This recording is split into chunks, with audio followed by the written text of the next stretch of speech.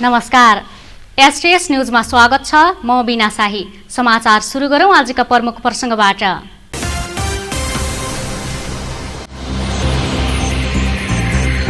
सेतीमा उपचार गराइरहेका धनगढीका थप एकजना कोरोना संक्रमितको मृत्यु। विभिन्न प्रयोगशालामा गरिएको परीक्षणमा सुदूरपश्चिमका थप 77 जना संक्रमित।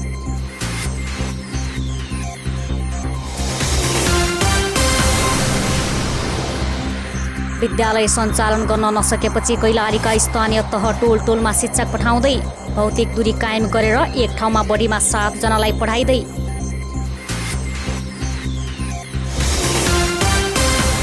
चाडपर्वका बेला हुन सक्ने विकृति तथा अपराधिक गतिविधि नियन्त्रण गर्न प्रहरीको तयारी। दशैं तिहारका लागि विशेष सुरक्षा योजना बनाई छुट्टा छुट्टै टोली परिचालन।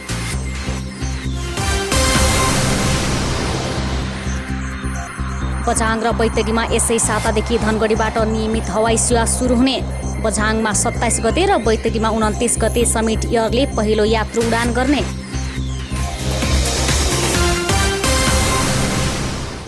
अब समाचार विस्तारमा।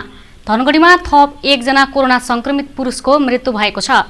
सेती प्रादेशिक अस्पतालमा उपचाररत धनगढी महानगरपालिका वडा नम्बर 3 का 52 वर्षीय पुरुषको मृत्यु भएको हो। सेती अस्पतालका सूचना अधिकारी दिलीप कुमार श्रेष्ठले गैराती उनको मृत्यु भएको जानकारी दिनुभयो। असोज 20 गते कोरोना पुष्टि भएका ती पुरुष स्वास्थ्यमा समस्या देखेपछि 23 गते सेती अस्पतालमा भर्ना भएको श्रेष्ठले बताउनुभयो। यो सँगै सुदूरपश्चिममा कोरोना संक्रमणबाट मृत्यु हुनेको संख्या 24 पुगेको छ। यता कैलालीमा प्रहरी उपरीक्षक अनुपम शमशेर जबरालाई उपचारका लागि काठमाडौँ लगिएको छ। कोरोनाको लक्षण देखेपछि जबरालाई एम्बुलेन्स मार्फत काठमाडौँ लगिएको हो। उहाँमा लक्षण देखेपछि प्रहरी अस्पतालमा उपचारका लागि लगेको जनाएको छ। एसपी जबरालाई असोज 20 गते संक्रमण पुष्टि भएको थियो। यसैबीच डडेलधुरामा गरिएको परीक्षणमा थप 10 जनालाई कोरोना भाइरसको संक्रमण पुष्टि भएको छ। डडेलधुरा अस्पताल प्रयोगशालामा गरिएको परीक्षणमा बैतडी र डोटीका गरी 10 जनामा संक्रमण पुष्टि भएको हो। प्रयोगशालाका ल्याब टेक्नोलोजिस्ट जिनी गणेजुले बैतडीको सिगास गाउँपालिका वडा नम्बर 9 का 2 जना र डोटीको जोरायल गाउँपालिकाका 8 जनामा संक्रमण पुष्टि भएको जानकारी दिनुभयो। उहाँका अनुसार प्रयोगशालामा पछिल्लो 24 घण्टामा 234 जनाको थ्रोट स्वाबको नमुना परीक्षण गरिएको थियो। यता सुदूरपश्चिम प्रदेशमा सक्रिय संक्रमितको संख्या 1100 नागेको छ। प्रदेश स्वास्थ्य निर्देशनालयका अनुसार सबैभन्दा धेरै कैलालीका 652 जना सक्रिय संक्रमित रहेका छन्। यस्तै डोटीमा 115, कञ्चनपुरमा 114, बझाङमा 110, दार्चुलामा 73, अछाममा 51, बैतडीमा 39, डडेलधुरामा 17 र दार्चुलामा 76 जना सक्रिय संक्रमित रहेका छन्। सक्रिय संक्रमित मध्ये 109 जना मात्र अस्पतालका आइसोलेसनमा भर्ना भएका छन्। सेती प्रादेशिक अस्पतालको आइसोलेसनमा 25 जना, टिकापुर अस्पतालमा 41 जना, महाकाली अस्पतालमा 28 जना, जिल्ला अस्पताल अछाममा 10 जना, जोगबुढा अस्पताल डडेलधुरामा 3 जना संक्रमितको उपचार भइरहेको जनाइएको छ। 2 जनाको भने आइसियुमा उपचार भइरहेको छ। बाँकी संक्रमित संस्थागत र होम आइसोलेसनमा बसेका छन्। 571 जना होम आइसोलेसन र 435 जना संस्थागत आइसोलेसनमा बसिरहेको निर्देशनालयले जनाएको छ। सुदूरपश्चिममा 8172 जनामा संक्रमण पुष्टि भएको छ। उनीहरूमध्ये 6756 जना डिस्चार्ज भएका छन् भने 24 जनाको मृत्यु भएको छ। कैलालीका 61 सहित सुदूरपश्चिमका थप 77 जनामा कोरोना भाइरसको संक्रमण पुष्टि भएको छ। पछिल्लो 24 घण्टामा सेती प्रादेशिक अस्पतालमा गरिएको परीक्षणमा कैलाली, कञ्चनपुर र बैतडीका गरी 77 जनामा संक्रमण पुष्टि भएको हो। विद्यालय सञ्चालनको विषयमा छलफलमा रहेका कैलालीका स्थानीय तहहरूले विद्यालयमा पठन पाठन सुचारू गराउन सम्भव नभएको भन्दै टोलमा अध्यापन गराउन सुरु गरेका छन्। धनगढी उपमहानगरपालिका सहित कैलाली र घोडागुडी नगरपालिका क्षेत्रमा टोलमा गएर पढाउन थालिएको छ। एक ठाउँमा बढीमा 7 जना विद्यार्थीलाई भेला गराई भौतिक दूरी कायम गरेर पढाउन थालेको स्थानीय तहहरूले जनाएका छन्। तर धनगढी उपमहानगरपालिकाको हकमा भने कोरोना संक्रमित बढ्दै गएकाले यो विधि पनि चुनौतीपूर्ण रहेको छ। शिक्षा विज्ञान तथा प्रविधि मन्त्रालयको भदौ 19 मा मन्त्री स्तरीय बैठकबाट पारित निर्णय अनुरूप विद्यार्थी सिकाइ सहजीकरण निर्देशिका अनुसार नै जिल्लाका स्थानीय तहले विद्यालय सञ्चालन गर्न थालेका हुन्। इन्टरनेट, रेडियो, टेलिभिजन तथा कक्षा सञ्चालन गर्न नसकिने भएमा सिकाइ केन्द्र मार्फत पढाउन थालिएको धनगढी उपमहानगरपालिकाका शिक्षा शाखा अधिकृत महादेव जोशीले बताउनुभयो। पठन पाठन सुरु गरिएको भए पनि शिक्षण सिकाइ प्रभावकारी नहुने उहाँको भनाइ छ।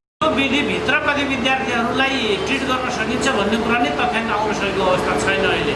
र यसमा पनि ग्यादरिङ नगरेर यो हाम्रो स्वास्थ्य मन्त्रालयले जारी गरेको निर्देशिका कार्यान्वयन हुने किसिमले बच्चाहरूको साना साना समूहमा दूरी कायम गरेर उनीहरूलाई होमवर्क मात्र गृहकार्यहरू दिएर मात्रै र उनीहरूले गरेको गृहकार्यको जानकारी लिएर मात्रै अभिलेखीकरण गर्ने एउटा विधि हो र बच्चाहरूलाई कहीँ जानु नपरोस्, उनीहरूकै गाउँमा सिङ्गलमा आफ्नो सुरक्षाका साथ शिक्षक जाओस् र दूरी कायम गरी ल्याओस् भन्ने यो एउटा 5 कम्पोनेन्ट मध्येको एउटा कम्पोनेन्ट हो। उपमहानगरपालिकाले कुनै निर्णय नगरे पनि सरकारको निर्देशिका अनुसार गर्न निर्देशन दिएको जनाएको छ। सिकाइ केन्द्र मार्फत पढाउन थालेका जिल्लाका स्थानीय तहले विद्यालयको समेत प्रयोग गरेका छन्। विद्यार्थीको पाएक पर्ने स्थानमा विद्यार्थीलाई जम्मा गर्दै शिक्षकले पढाउन थालेको त्रिनगर माध्यमिक विद्यालयका प्रधानाध्यापक भूपाल सिंह खड्काले बताउनुभयो। अहिले वडा नम्बर 1 र 2 बढी कोरोना प्रभावित क्षेत्र भएकाले नजिकका विद्यार्थीलाई विद्यालयमा बोलाएर पठन पाठन गरिरहेको खड्काले जानकारी दिनुभयो। 16 गतेदेखिको सन्दर्भमा यस विद्यालयमा वैकल्पिक उपाय अपनाएर हामी अध्यापन कार्य गरिरहेका छौँ। अब त्यसको उदाहरण भनेको कक्षा 12 मा अनलाइन क्लास छ। जहाँसम्म पनि छ हाम्रो अनलाइन क्लासमा कक्षा 12 मा कानुनतर्फ 42 जना विद्यार्थीहरू क्लास लगिराखेका छन्। त्यस्तै इङ्ग्लिसको क्लास त्यस्तै छ। हाम्रो कक्षा 12 मा सबै विषयहरूमा अनलाइन क्लास सफल भएको हामीले मानेका छौँ। अनि अर्को कुरा कक्षा 11 को हकमा चाहिँ भर्ना नै भइराखेको छ। त्यो भर्ना कार्यक्रम जारी छ। अब जुन 1 देखि 10 कक्षासम्मको सन्दर्भमा 9 र 10 कक्षाको अनलाइन कक्षा हाम्रो सञ्चालन भइराखेको छ र अनलाइनको पहुँचमा नभएका विद्यार्थीहरूलाई हामीले विद्यालयमा नै बोलाएर 9-10 का लागि पनि बाँकी रहेका विद्यार्थीहरू जो अनलाइन क्लासको पहुँचमा छैनन्, अब तिनीहरू रेडियो सुन्न नचाहने, टेलिभिजन हेर्न नचाहने त्यस्ता टाइपका विद्यार्थीहरू हामी विद्यालयमै आएर केही सिकेर होमवर्क लिएर जान्छौँ भन्नेहरू यस विद्यालयमा आएर त्यो होमवर्क लिएर गएका छन्। एउटा त्यो छ 9-10 मा। अहिले धनगढीका केही विद्यालयले सोही विधि अनुसार पठन पाठन गर्दै आएका छन्। हाल कम विद्यार्थी उपस्थित गराई पठन पाठन गरिरहेको भए पनि जोखिम कायमै रहेकाले अन्यलता रहेको जनाइएको छ। राष्ट्रिय तुलसीराम माध्यमिक विद्यालयका प्रधानाध्यापक गणेशराज भट्टले विद्यार्थीलाई टोलमा शिक्षक पठाएर अध्यापन गराउन थालिएको बताउनुभयो। उहाँले यसबाहेक अन्य विकल्पबाट कक्षा सञ्चालन गर्न उचित हुने पनि बताउनुभयो। त्यसै गरिकन हामीले पनि हाम्रो विद्यालयमा चाहिँ वैकल्पिक यो शिक्षा सिकाइ सहजीकरण कार्ययोजना बनाएर सुरुमा हामीले विद्यार्थीहरूको पहिचान र प्रमाणीकरण गऱ्यौँ। त्यो पहिचान र प्रमाणीकरण गरिसके पछाडि शिक्षकहरूले त्यो आफूले बनाएको चाहिने जुन रिपोर्ट छ त्यो रिपोर्टको आधारमा चाहिँ के गर्न सकिन्छ भन्ने खालको कुरोहरू गरिराख्नु भएको छ। त्यो गर्दै जाँदाखेरि हामीले विशेष गरी प्राथमिक तह प्राइमेरी लेभल 1-5 का विद्यार्थीहरूलाई चाहिँ अनलाइन माध्यमबाट जोड्न गाह्रो भइसकेपछि कम्युनिटी लर्निङको पाटोबाट जोड्नुपर्छ कि भन्ने खालको कुरो हामीले पनि बनायौँ र चाहिँ कम्युनिटीमा टिचरहरू गएर विद्यार्थीहरूलाई कम्तीमा भए पनि प्रोजेक्ट वर्क लगायतका कामहरू दिने र कम्तीमा विद्यालय चाहिँ अब सञ्चालन हुने एउटा अवस्थामा पुगेका छन् भन्ने मेसेज जाओस् भन्ने खालको कुरो हामीले पनि गरिरहेको हो। सङ्क्रमणको त्रासमा विद्यालय पुनः सञ्चालन गर्न सक्ने अवस्था नभएपछि टोलमा सिकाइ केन्द्र मार्फत पढाइ सुरु गरिएको हो। सामुदायिक विद्यालयले अनलाइन प्रणाली मार्फत पनि कक्षा सञ्चालन गरिरहेका छन्। टोलमा शिक्षक पठाएर पढाइ सञ्चालन गर्दा जोखिमसँगै अन्य चुनौतीको सामना गर्नुपर्ने भएकाले वर्तमान परिस्थितिमा अनलाइन कक्षालाई नै जोड दिनुपर्ने शिक्षा क्षेत्रका सरकारवालाहरूको भनाइ छ। Arjun Bohara, STS news, Dhangadhi. सुदूरपश्चिम प्रदेश प्रहरीले चाडपर्वका बेला हुने विकृति तथा अपराधिक गतिविधि नियन्त्रण गर्न छुट्टा छुट्टै टोली परिचालन गरेको जनाएको छ। दशैं तिहार तथा छठ पर्वलाई मध्यनजर गरी बनाइएको विशेष सुरक्षा योजना अन्तर्गत अपराध नियन्त्रणका लागि विशेष टोलीहरू परिचालन गरिएको हो।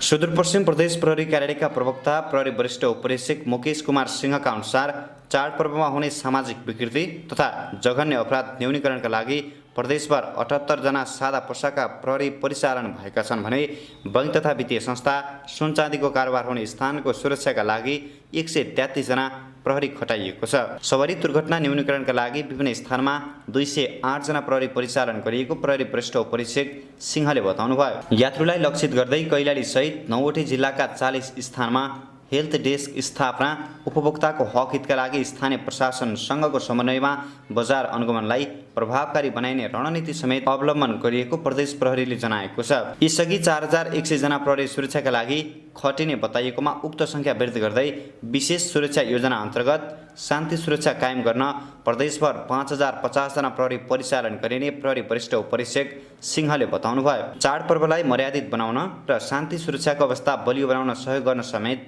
प्रदेशवासीमा प्रहरीले अनुरोध गरेको छ।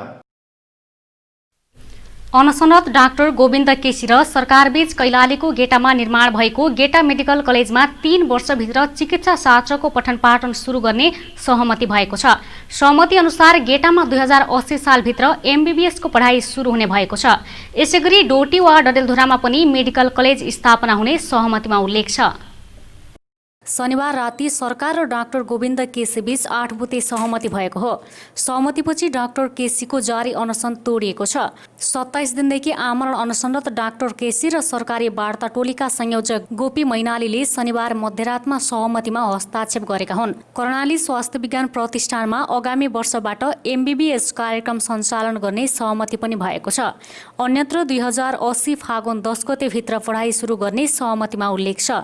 यस्तै विश्वविद्यालय र प्रतिष्ठानहरूमा पदाधिकारी नियुक्त निष्पक्ष र पारदर्शी बनाउन उच्च शिक्षा सम्बन्धी विधेयक र एकीकृत स्वास्थ्य शिक्षा प्रतिष्ठान सम्बन्धी विधेयकमा समेट्न 3 साताभित्र मस्यौदा बनाउने र कानुनी व्यवस्था नहुँदासम्म वरिष्ठता र कार्यक्षमताका आधारमा गर्ने सहमति भएको छ। यस्तै चिकित्सा शिक्षा ऐन संशोधनका लागि चिकित्सा शिक्षा आयोगले गठन गरेको कार्यदलको क्षेत्राधिकारमा डाक्टर केसीबीच 2075 साउन 10 लाई पनि राख्ने सहमतिमा उल्लेख छ। एसटीएस न्यूजमा अब एकैछिन ब्रेकमा जानुअघि प्रमुख समाचार पुनः एकपटक।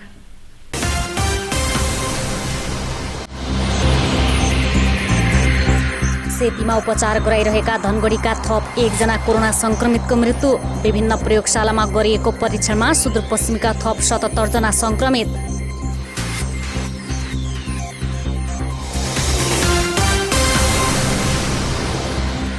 विद्यालय सञ्चालन गर्न नसकेपछि कैलालीका स्थानीय तह टोलमा शिक्षक पठाउँदै भौतिक दूरी कायम गरेर एक ठाउँमा बढीमा 7 जनालाई पढाइदै।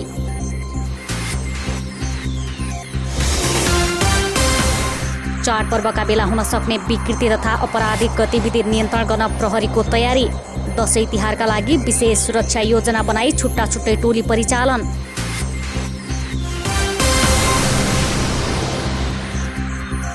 बझाङ र बैतडीमा यसै सातादेखि धनगढीबाट नियमित हवाई सेवा सुरु हुने।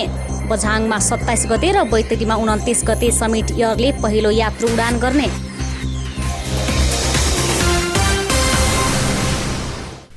ब्रेकपछि एसटीएस न्यूजमा स्वागत छ। अब बाँकी समाचार। विश्वव्यापी महामारीको रूपमा फैलिएको कोरोना भाइरसको सङ्कटमा चाडपर्व मनाउनका निम्ति सरकारले मापदण्ड तयार पारेको छ। स्वास्थ्य तथा जनसङ्ख्या मन्त्रालयले नियमित पत्रकार सम्मेलनमा चाडपर्व मनाउने मापदण्ड तयार पारी सार्वजनिक गरेको हो। सरकारले व्यक्तिगत तह र आधारभूत तह गरेर विभिन्न तहमा लागू हुने गरी मापदण्ड ल्याएको हो। चाडपर्वमा एउटै घरमा बस्ने व्यक्ति बाहेक भेटघाट नगर्न सरकारले अनुरोध गरेको छ। दशैं तथा अन्य जात्रा तथा पर्वमा प्रसाद र टीका सकेसम्म वितरण नगर्न मन्त्रालयले अनुरोध गरेको छ। स्वास्थ्य तथा जनसङ्ख्या मन्त्रालयका प्रवक्ता डाक्टर जागेश्वर गौतमले चाडपर्वमा घर बाहिर नजाने र जानै पर्ने भए पनि मास्क अनिवार्य लगाउन अनुरोध गर्नुभएको छ। सबै किसिमका चाडपर्व जात्रा तथा उत्सव मनाउँदा एउटै घरमा बसोबास गर्ने घर परिवारका व्यक्ति बाहेक अन्यसँग भेटघाट कम गर्ने। यदि भेटघाट गर्ने पर्ने भएमा कम्तीमा 2 मिटरको दूरी अनिवार्य रूपमा कायम गर्ने। चाडपर्वको समयमा सकेसम्म घर बाहिरको भेटघाटमा नजाने। यदि जानै पर्ने भएमा सहभागी हुँदा मास्क, सर्जिकल वा 3 तहको कपडाको मास्कको अनिवार्य रूपले प्रयोग गर्ने। चाडपर्व जात्रा तथा उत्सव मनाउने कार्यक्रम स्थलमा प्रवेश गर्दा अनिवार्य रूपले साबुन पानीले हात धुने र सेनिटाइजर प्रयोग गर्ने। अरू आधारभूत तहमा सबै लागू गर्नुपर्ने कुराहरू छन्, जस्तो धार्मिक स्थलमा हुने हरेक भेला कार्यक्रममा बढीमा 25 जना मात्रै भेला हुने व्यवस्था गर्ने। अभिवादन गर्दा भौतिक दूरी कायम गरी टाढैबाट नमस्कार वा अभिवादन गर्ने र अँगालो मार्ने वा शरीर छुने कुनै प्रकारको अभिवादन नगर्ने। सतहहरू, देवी देवताका मूर्तिहरू, धेरै व्यक्तिहरूले प्रयोगमा ल्याउन सक्ने सामग्रीहरू नछुने। नाक, आँखा, मुख सकेसम्म नछुने। यदि छुनै परेमा हात धोई वा हातमा सेनिटाइजर प्रयोग गरेर मात्र छुने। खोक्दा, हाच्छिउँ गर्दा रुमाल वा टिस्यु पेपरले मुख छोप्ने। उक्त सम्भव नभएमा कुइना दोब्र्याएर छोप्ने। सार्वजनिक स्थलमा जथाभावी नथुक्ने, सम्भव भए बमोजिम पैसाको कारोबार गर्दा विद्युतीय माध्यमबाट कारोबार गर्ने, देहायका उच्च जोखिम समूहमा पर्ने व्यक्तिहरूले घर परिवार बाहेक बाहिरका व्यक्तिहरू सहभागी हुने भेलाहरूमा सहभागी नहुने। सरकारले धार्मिक स्थल तथा मेला पर्वमा 25 जना मात्रै भेला हुन अनुरोध गरेको छ। मन्दिरमा भगवानका मूर्ति नछुन र भेटघाट गर्दा टाढैबाट नमस्कार गर्न सरकारले भनेको छ। भेटघाटमा अङ्गालो मार्ने वा शरीर छुने काम नगर्न सरकारले अनुरोध गरेको छ। प्रवक्ता गौतमले पैसाको कारोबार गर्दा सकेसम्म विद्युतीय माध्यमको प्रयोग गर्न अनुरोध गर्नुभएको छ। मन्त्रालयले ज्वरो खोकी लागेका व्यक्ति, 60 वर्ष माथि र 12 वर्ष मुनिका बालबालिका, गर्भवती र सुत्केरी महिला र रोग प्रतिरोधात्मक क्षमता कम भएका व्यक्तिलाई कुनै कार्यक्रममा सहभागी नहुन भनेको छ। कुनै कार्यक्रम गर्नुपर्दा स्वास्थ्य सुरक्षाका मापदण्ड अनिवार्य रूपमा पालना गर्नुपर्ने मापदण्डमा उल्लेख गरिएको छ। सरकारले भनेको मापदण्ड पालना नगर्ने व्यक्तिलाई संक्रमण रोग ऐन 2020 अन्तर्गत कारबाही हुने मन्त्रालयले जनाएको छ। सुदूरपश्चिमका सीमानाकामा चाडपर्वका बेला हुन सक्ने सम्भावित घटनालाई मध्यनजर गर्दै विशेष सुरक्षा योजना लागू गरिएको छ। सुदूरपश्चिमको प्रमुख व्यापारिक शहर धनगढीसँग जोडिएको गौरीफन्टा सीमा नाका, गड्डाचौकी लगायतका सीमा क्षेत्रमा नजिकै गरेको दशैं तिहारको समयमा हुन सक्ने आपराधिक गतिविधि नियन्त्रण गर्न विशेष सुरक्षा योजना लागू गरिएको हो। कैलालीसँग जोडिएको प्रमुख व्यापारिक नाका गौरीफन्टाको सुरक्षाको जिम्मा समेत लिएको कञ्चनपुरको प्रहरी प्रशासनले आपराधिक गतिविधि नियन्त्रणका लागि विशेष सुरक्षा आयोजना लागू गरेको जिल्ला प्रहरी कार्यालय कञ्चनपुरका प्रवक्ता तथा प्रहरी नायब परिचीक अमरबहादुर थापाले बताउनुभयो। चाडपर्वको समयमा हुने आपराधिक क्रियाकलापलाई नियन्त्रण गर्न विशेष योजना बनाएको प्रहरीले जनाएको छ। यस वर्ष कोरोनाको प्रभावका कारणले पनि अपराध नियन्त्रण गर्न सहज हुने अपेक्षा सुरक्षा अधिकारीले गरेका छन्। गौरीफन्टा र गड्डाचौकी नाकाको सुरक्षालाई ध्यानमा राख्दै सीमामा गस्ती बढाउने, सादा पोसाकमा प्रहरी परिचालन गरिने कञ्चनपुरका प्रमुख जिल्ला अधिकारी रामकुमार महतोले बताउनुभयो। थप सुरक्षाकर्मी समेत परिचालन गर्नका साथै सीमामा सशस्त्र प्रहरीको बीओपी समेत आवश्यकता अनुसार थप्ने तयारी भइरहेको उहाँले बताउनुभयो। कञ्चनपुर प्रशासनले कुनै पनि बहानामा सीमामा शास्ति दिने, आपराधिक गतिविधिमा संलग्न हुने जोसुकैलाई पनि कारबाहीको दायरामा ल्याउने जनाएको छ। मुख्य सीमानाका मात्र नभएर चोरी नाकामा समेत हुन सक्ने सम्भावित घटनालाई ध्यानमा राखेर सुरक्षा सतर्कता बढाइएको दावी गरिएको छ। तर चाडपर्वका बेला सीमामा नेपाली सुरक्षा कर्मीहरूले नै शास्ति दिने समस्या कायमै रहेका गुनासा भने बढ्दै गएका छन्। सुदूरपश्चिमको अग्रणी शैक्षिक संस्था सुदूरपश्चिमाञ्चल क्याम्पस एसपीले यसै शैक्षिक सत्रदेखि कक्षा 11 मा कानुन विषयको समेत पठन पाठन सुरु गरेको छ। एसईमा न्यूनतम 1.6 जीपीए ल्याएर उत्तीर्ण भएका जोसुकै विद्यार्थीले सो विषयमा भर्ना लिन पाउने व्यवस्था छ। मुलुक सङ्घीय व्यवस्थामा गएपछि वडा तहदेखि सङ्घीय सरकारसम्म कानुन विषय पढेका जनशक्तिको आवश्यकता ठूलो सङ्ख्यामा पर्ने भएकाले सोको परिपूर्तिका लागि एसपीले कानुन विषयको पठन पाठन सुरु गरेको जनाएको छ। समाजको जुनसुकै क्षेत्रमा पनि कानुन विषय पढेका जनशक्तिको उच्च सम्मान र माग रहेको हुँदा यसमा विद्यार्थीले सुन्दर भविष्य निर्माण गर्न सक्नेछन्। योग्य र सक्षम जनशक्ति उत्पादनका लागि एसपीले विगतदेखि नै महत्त्वपूर्ण भूमिका खेल्दै आएको सन्दर्भ उल्लेख गर्दै क्याम्पस प्रमुख कटक जप्रेलले कानुनको अध्यापनमा पनि उच्च अनुशासन र उत्कृष्ट नतिजालाई केन्द्रमा राखेर पठन पाठन गरिने बताउनुभयो। एसपीले अरू विषयहरू तपाईँहरू संकायहरू त 2056 सालदेखि सञ्चालन गर्दै आएको यहाँलाई थाहा छ। हामीसँग साइन्स, म्यानेजमेन्ट, आर्ट्स र एजुकेसन सञ्चालित छन्। यसभित्र पनि कम्प्युटर, होटल म्यानेजमेन्ट भनेर चाहिँ हामी अलग अलग पार्टहरू सञ्चालित छन्। अब विशेष गरी यो शैक्षिक सत्रबाट हामीले ल विषय सुरुवात गरेका छौँ र यो ल विषयको अहिलेको चाहिँ राज्य पुनर्संरचना, स्थानीय सरकार हरेक कुराहरूमा चाहिँ पुनर्संरचना भएको, प्रत्येक ठाउँमा चाहिँ कानुन विषयको पढेको मान्छे खोजेको र त्यो चाहिँ सबैको एक्सिसमा चाहिँ नभएको हुँदाखेरि हामीले त्यसलाई चाहिँ सर्वसुलभ सबैको एक्सिसमा बनाउने, प्रायोगिक बनाउने, यसलाई भोलि पढिसकेपछि उसले त्यसैलाई चाहिँ व्यवसाय बनाएर आफ्नो जीविका धान्न सकोस् भन्ने उद्देश्यले हामीले यो ल विषय सुरुवात गरेका। कानुन विषय रोजेर भर्ना भएका विद्यार्थीले कक्षा 12 उत्तीर्ण गरेपछि उच्च शिक्षा हासिल गर्ने अवसरका साथै सरकारी तथा गैर सरकारी निकायमा आकर्षक, गरिमामय र उच्च पदको सम्मान प्राप्त गर्न सक्ने संयोजक मनोज पन्तले बताउनुभयो। सर्वप्रथम यो निजी क्षेत्रमा विगत केही वर्षमा विगतको वर्षदेखि नै केही विद्यार्थीहरूले तपाईँको कानुनको अध्यापन गराउँदै आएका थिए र अहिले यो पालिदेखि यो वर्षदेखि हाम्रो एसपिए कलेजले पनि तपाईँको कानुनको विषयको अध्ययन गराउनै पर्छ। बजारमा चाहिँ तपाईँको कानुनको विद्यार्थीको अभाव छ, त्यही भएर त्यही अभावलाई चाहिँ परिपूर्ति गर्नको लागि एउटा दक्ष जनशक्ति तयार गर्ने उद्देश्यले हामीले चाहिँ यो पालिदेखि कानुन विषयको अध्ययन गराउन खोजिरहेका छौँ। अदालत तथा अर्धन्यायिक निकायमा काम गर्न, आफ्नै ल फर्म खोलेर व्यवसाय सुरु गर्न, विभिन्न सङ्घ-संस्थामा आबद्ध भएर सेवा गर्न तथा प्राज्ञिक क्षेत्रमा काम गर्न कानुन विषयले सहयोग गर्ने क्याम्पसले जनाएको छ। सुदूरपश्चिमको बझाङ र बैतडीमा यसै सातादेखि धनगढीबाट नियमित हवाई उडान हुने भएको छ। बझाङमा मङ्गलबार र बैतडीमा बिहीबारदेखि साताको एक दिन भर्ने गरी उडान हुन लागेको हो। 2052 सालदेखि उडान बन्द भएको बैतडीको पाटन एयरपोर्टमा 25 वर्षपछि पुनः हवाई सेवा सुचारू गर्ने गरी समिट एयरसँग सम्झौता भएको छ। यस्तै लामो समयदेखि बन्द बझाङ विमानस्थलमा पनि स्तरोन्नतिपछि उडान सम्भव भएको हो। बझाङ र पाटनका लागि धनगढीबाट उडान हुनेछ। धनगढीबाट बिहान 11:30 बजे पाटनका लागि उडान भर्ने बताइएको छ। 17 मिनेटमा धनगढीबाट बैतडी पुग्न सकिने नागरिक उड्डयन प्राधिकरणले जनाएको छ। प्राधिकरणका अनुसार धनगढी पाटनको भाडा दर 3802 रुपैयाँ कायम गरिएको छ, तर बझाङका लागि भने एकतर्फी भाडा 5000 रुपैयाँ भन्दा बढी कायम गरिएको छ। धनगढी बझाङको हवाई दूरी आधा घण्टा भन्दा कम छ। असोज 17 हवाई उडानका लागि पिचको परीक्षण गरेकोमा परीक्षण सफल भएपछि दुवै ठाउँमा नियमित उडानको तयारी थालिएको हो। पाटनमा ग्यालुवा च्याम्लिङका जगदम्बा जेबीले 11 करोडमा विमानस्थल कालोपत्रीको काम गत माघमा सम्पन्न गरेको थियो। पाटनमा विमानस्थल 590 मिटर लम्बाइ र 20 मिटर चौडाइको धावन मार्ग कालोपत्रे गरिएको छ। 70 मिटर लम्बाइ र 30 मिटर चौडाइको एप्रोन कालोपत्रे गरिएको हो। 2032 सालमा विमानस्थल निर्माणको काम सुरु भएर 2035 सालदेखि हवाई सेवा सुरु भएको थियो। कञ्चनपुरको छुट्टा छुट्टै स्थानमा 2 जना मृत भेटेको प्रहरीले जनाएको छ। कृष्णपुर नगरपालिका वडा नम्बर 7 का 35 वर्षीय रमेश राणा र महाकाली नगरपालिका वडा नम्बर 1 को पशुपति टोलकी 35 वर्षीय तुलसीदेवी सुनार मृत भेटेको जिल्ला प्रहरी प्रवक्ता अमर थापाले बताउनुभयो।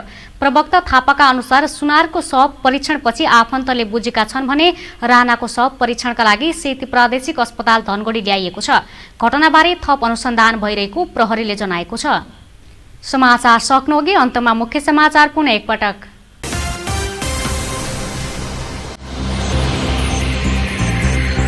सेतीमा उपचार गराइरहेका धनगढीका थप 1 जना कोरोना संक्रमितको मृत्यु। विभिन्न प्रयोगशालामा गरिएको परीक्षणमा सुदूरपश्चिमका थप 77 जना संक्रमित।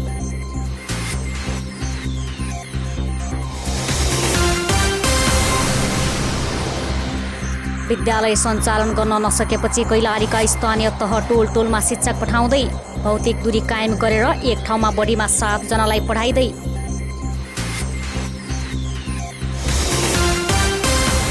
चाडपर्वका बेला हुन सक्ने विकृति तथा अपराधिक गतिविधि नियन्त्रण गर्न प्रहरीको तयारी। दशैं तिहारका लागि विशेष सुरक्षा योजना बनाई छुट्टा छुट्टै टोली परिचालन।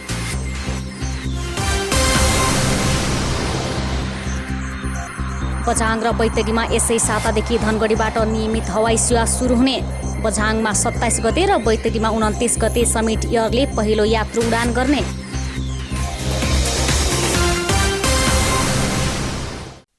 हवस् त, अहिलेलाई समाचार सक्यो। हामी सबैलाई बिदा दिनुहोस्। नमस्कार।